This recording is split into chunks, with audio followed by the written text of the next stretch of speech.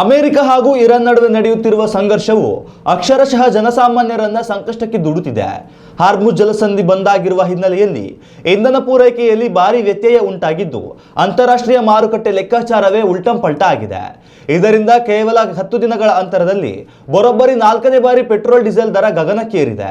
Petrol ಪ್ರತಿ ಲೀಟರ್ಗೆ 2.61 ರೂಪಾಯಿ ಹಾಗೂ ಡೀಸೆಲ್ ಪ್ರತಿ ಲೀಟರ್ಗೆ 2.71 ರೂಪಾಯಿ ತಲುಪಿದೆ. ಈ ಹಿನ್ನೆಲೆಯಲ್ಲಿ ರಾಜ್ಯ ರಾಜಧಾನಿ ದೆಹಲಿಯಲ್ಲಿ 99.51 ರೂಪಾಯಿ ಇದ್ದ ಪೆಟ್ರೋಲ್ ದರ ಪ್ರತಿ ಲೀಟರ್ಗೆ 102.12 ರೂಪಾಯಿ ಆಗಿದೆ. ಇತ್ತ 92.49 ರೂಪಾಯಿ ಇದ್ದ ಡೀಸೆಲ್ ದರ 95.20 ರೂಪಾಯಿ ಆಗಿದೆ. ಮೇ 15ರಂದು ಸುದೀರ್ಘಾವಧಿಯ ಬಳಿಕ ಮೊದಲ ಬಾರಿಗೆ ದೇಶದಲ್ಲಿ ಪೆಟ್ರೋಲ್ ಹಾಗೂ ಡೀಸೆಲ್ ದರ ಏರಿಕೆ ಕಂಡಿತ್ತು. ಇದಾಗಿ ಒಂದು ವಾರದ ಬಳಿಕ ಮತ್ತೊಮ್ಮೆ ಪೆಟ್ರೋಲ್ ಡೀಸೆಲ್ ದರ ಏರಿಕೆ ಕಂಡಿತ್ತು. ಇದೀಗ ಮತ್ತೊಮ್ಮೆ ಪೆಟ್ರೋಲ್ ಹಾಗೂ ಡೀಸೆಲ್ ದರ ಏರಿಕೆ ಕಂಡು ಬಂದಿದ್ದು ಪರಿಷ್ಕೃತ ದರ ಇಂದಿನಿಂದಲೇ ಜಾರಿಗೆ ಬಂದಿದೆ. ಉತ್ತಮ ಸಂಸ್ಕಾರಯುತ ಶಿಕ್ಷಣದೊಂದಿಗೆ VSS English medium CBSE school Udupi Muddur. ನರ್ಸರಿಯಿಂದ 10ನೇ ತರಗತಿವರೆಗೆ ಶಿಕ್ಷಣದ ಜೊತೆಗೆ 5ರಿಂದ 10ನೇ ತರಗತಿವರೆಗಿನ ವಿದ್ಯಾರ್ಥಿನಿಯರಿಗೆ ಉತ್ತಮ ಹಾಸ್ಟೆಲ್ ಸೌಲಭ್ಯವೂ ಇದೆ. ನಿಮ್ಮ ಮಕ್ಕಳ ಪ್ರವೇಶಾತಿಗಾಗಿ ಈ ಸಂಖ್ಯೆಗೆ ಕರೆ ಮಾಡಿ.